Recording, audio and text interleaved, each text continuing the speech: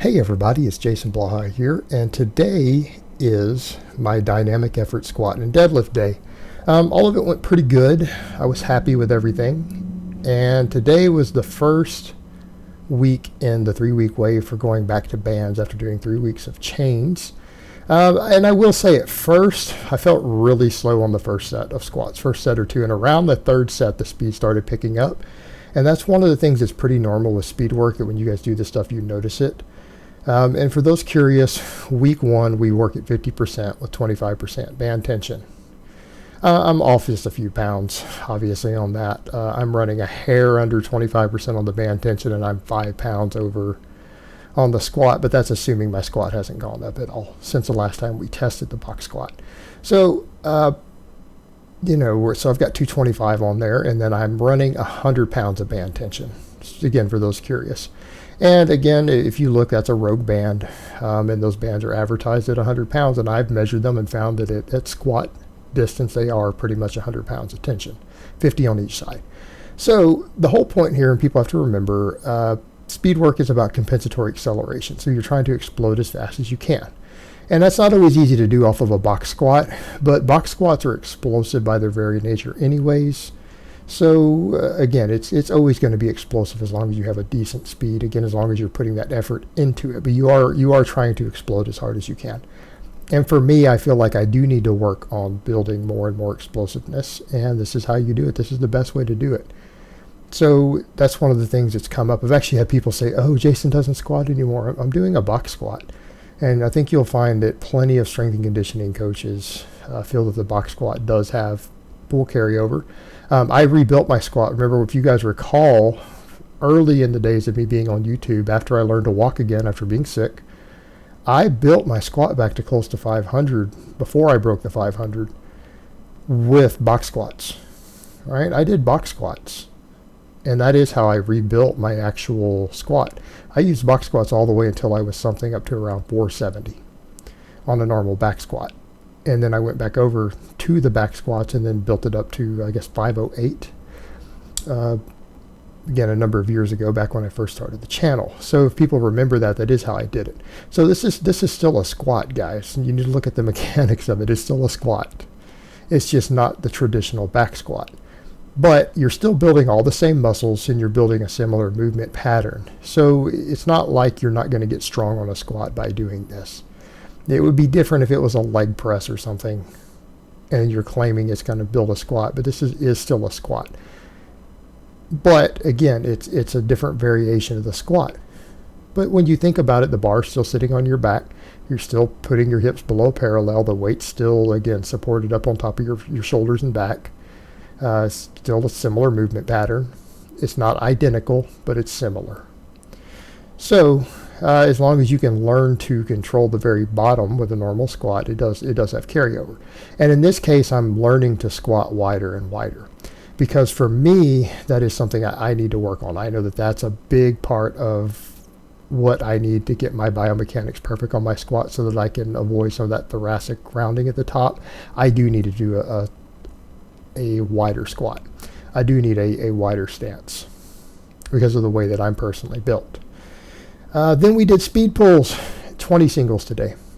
Now, I ran the band tension a little higher on these because I really am finding this band work on deadlifts for my grip is probably the best thing I've ever done. And I've noticed these dynamic effort days are some of the most intense hook grip training I've ever had in my life.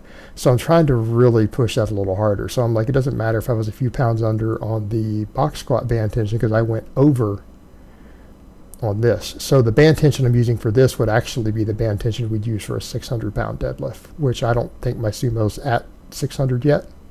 I don't know. I haven't tested it. I'm not really sure where it's at for just a traditional Sumo. But I know I'm less than 600. But I threw the band tension on as if I were, just because I want that extra pull. I like it at the top. I feel like it's working wonders for my grip. So my math is off a little bit. And I made up for it on the weight, so I only put 265 on. So that would actually be the equivalent of a 530 deadlift for traditional speed work percentages for the first week of the wave. So not really a big deal. So it balances out roughly in the end, because I'm sure my deadlift is more than 530.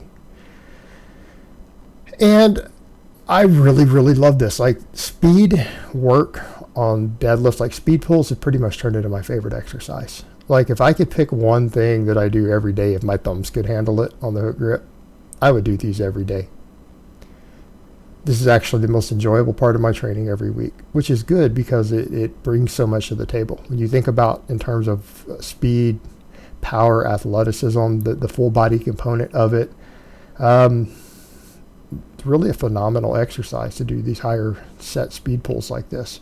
And with bands, they're just so intense. Like I actually get sore through my back and stuff, and I don't mean my lower back. I've noticed it after doing these, just because of the eccentric that pulls you back down at the top with the bands, that I get DOMs actually like through my lower lats, my lower traps, all of that area. So it's kind of an interesting effect. And again, for people who've messed with bands, they understand that band tension is not the same as chains. It's a totally different beast. So I feel like this is really fantastic hypertrophy work, because if you think about the overspeed eccentric that gets started at the top with that eccentric overload when the bands jerk you back down and doing really high sets, again, it's an interesting effect, and they're fun. It's just, it is tough on the thumbs. It is tough on the thumbs. I noticed my skin started to tear a little bit around rep 5, and I adjusted my thumb position a little bit, and I managed to squeeze out the next 15 in spite of that skin tearing a little, and it didn't ever rip completely free. It just kind of poured like a little special callus on a part of my thumb that doesn't get used as much, and then it was easier on it once I adjusted my thumb a little bit. So again, it's teaching me to get more efficient with my hook grip in a lot of ways, because I'm having to set up 20 of these, and then that pull at the top really jerks. So you better have your hook set in tight. And if you don't set your hook in tight, and I had one rep in here somewhere where I almost turned it loose at the top and came down really fast because I didn't have my hook set perfect. It's actually painful. It actually hurts. And I've noticed if I don't set my thumb correctly, when I get to the top against those bands, it feels like an electric shock running up my thumb in my hand. It feels like I'm being shocked. And it's again, really interesting. It's different. So it reinforces getting that hook set correctly, because it's actually a bizarre pain. Again, it feels almost like an electric shock if you don't set it correctly when you get to the top of the bands. It's different. So it's, again, forcing me to really get good with my hook grip, which is something I need. I need that hook grip to come along. That could be my limiting factor on my deadlifts, and I need to make sure it isn't, and we make sure it isn't by training it. That's why I'm doing all this. That's why I'm doing extra grip work with the pinch blocks. But, again, the speed day is probably my best grip day. This is my primary grip training right here. The rows and everything help. The pinch blocks help. But I think this is really my most important day. So I'm milking it for all that it's worth. But yeah, 20 singles of this. And that's why I don't do a lot of other stuff on this day. It's like right now, it's just good mornings after this. Because when we think about the loading involved with these 20 speed pulls, it is a lot of work. It's a lot of work. And I don't want to overdo it. I want to gradually be able to build my assistance work off the back of this.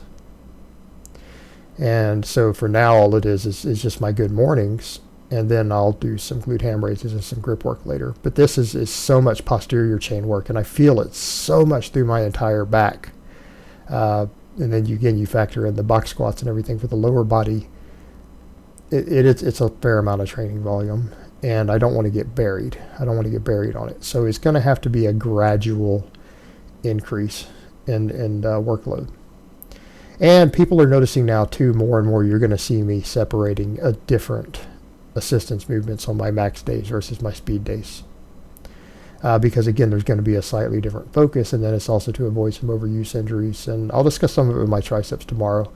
I'm probably going to replace skull crushers with dips tomorrow, and because I'm starting to get just a little bit of inflammation in one of my tendons from the skull crushers, I'll probably switch to just chain skull crushers on my max day, and then I'll probably start doing dips tomorrow on my dynamic day. Because again, dips are fantastic exercise, and it will address some other weak points that I'm noticing. Because for my benching, my triceps are no longer my only real weak link. I'm starting to notice my triceps are getting stronger, and that's how we address this stuff. And it'll be the same way on the squats. My Mondays are going to be a little more squat focus on the max day, and then we're going to do more good mornings and stuff on the speed pull day, because we're doing a lot of deadlift volume. It's a lot more sets, even though the reps aren't necessarily higher. It's a lot of sets. This is a lot of deadlifting. So I'm putting a little bit more posterior chain work on this. So this is when I'm going to do more of the good mornings, and I'm going to work in eventually more quad work on the max effort day.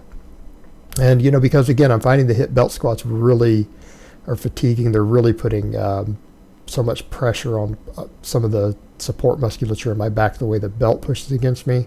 I'm going to sub them out a little while until I can strengthen all that area up with the good mornings and stuff to ensure that doesn't happen again. But I'm going to have to do extra quad work eventually, and I've got some stuff in mind.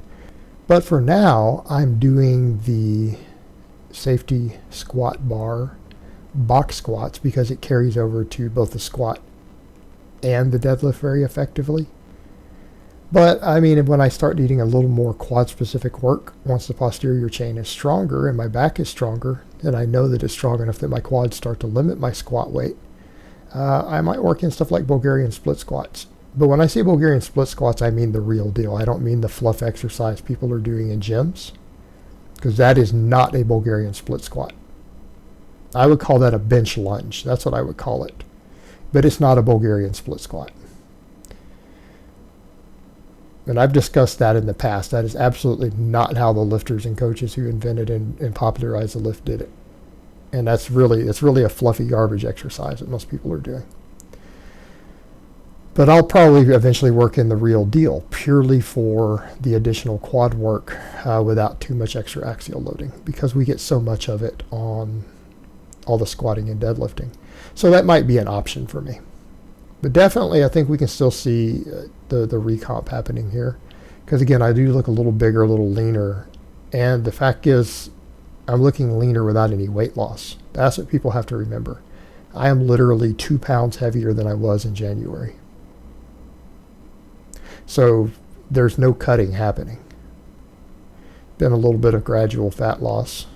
But I think we can definitely see it. My back is getting wider and wider, even with the loose skin rolling up over the belt when it's tight. I have a V-taper at this point. I got a V-taper at this point.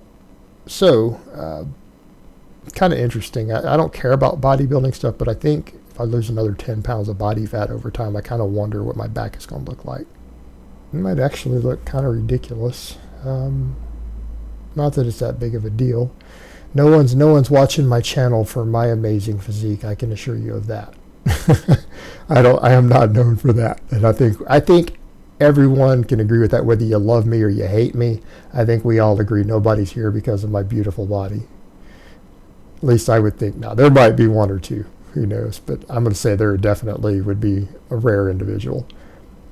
So we did the 3 sets of 8 with these. And I didn't do a 4 set. I thought about trying to do a 4 set, but it's just like my neck can only handle so much of this. Yes, I'm doing extra neck work just to be able to do this exercise because I know how valuable it is.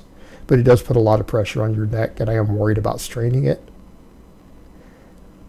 But they felt good. I got the desired training effect because we still got 3 sets of 8. They're pretty much close to limit sets. I've added chain, so I'm up to 38 pounds of chain per side.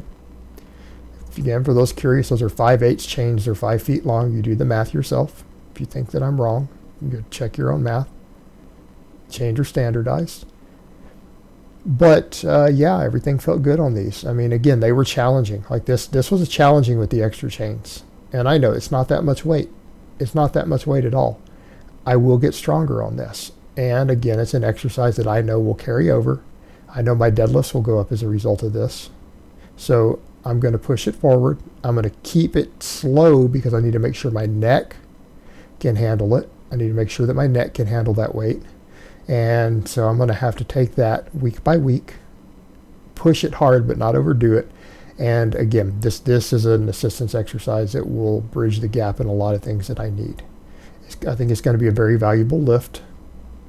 So I'm going to milk it for all that it's worth. I'm going to milk it for all that it's worth, and it's going to be a mainstay again now. Which I'd said before it was eventually going to be, and I'm now practicing what I preach. That this is one of the things I was going to add back in, and it would eventually become a critical part of my training. And then after this, I'll do a few glute ham raises and call it a day. And so I hope it has been informative, and I will talk to you guys next time.